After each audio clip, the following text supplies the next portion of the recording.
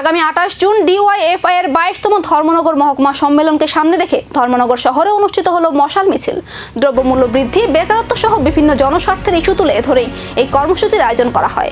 শনিবার সন্ধ্যায় সিপিআইএম এর জেলা কার্যালয় থেকে শুরু হয় ডিওয়াইএফআই ধর্মনগর মহকুমা কমিটির মশাল মিছিল। শহরের বিভিন্ন গুরুত্বপূর্ণ সড়ক পরিক্রমা করে মিছিলটি পুনরায় জেলা কার্যালয়ে এসে শেষ হয়। মিছিলে উপস্থিত ছিলেন সিপিআইএম এর রাজ্য কমিটির সদস্য অমিতাভ দত্ত, যুবরাজনগরের বিধায়ক শৈলেন্দ্র চন্দ্রনাথ, কদমতলা কুর্তির বিধায়ক ইসলাম উদ্দিন, ডিওয়াইএফআই এর মহকুমা সম্পাদক অর্জুন নাথ সহ সংগঠনের বহু নেতাকর্মী। মিছিল শেষে অমিতাভ দত্ত বলেন, নিত্য প্রয়োজনীয় দ্রব্যের মূল্য বৃদ্ধি, পেট্রোল ডিজেলের দাম বৃদ্ধি এবং বেকারত্বের মতো জনজীবনের গুরুত্বপূর্ণ বিষয়গুলিকে সামনে রেখেই অনুষ্ঠিত হতে চলেছে ডিওয়াইএফআই এর 22তম ধর্মনগর মহকুমা সম্মেলন। আগামীকাল 28শে জুন ডিওয়াইএফআই ধর্মনগর মহকুমা 22তম সম্মেলন অনুষ্ঠিত হবে।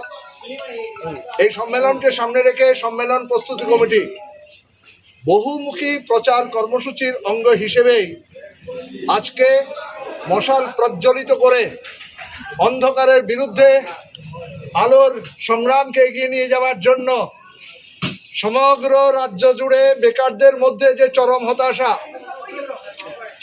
নির্বাচনী প্রতিশ্রুতি রূপায়ণে চরম ব্যর্থতা, চরম হতাশায় নিমজ্জিত আজকের যুব সমাজ।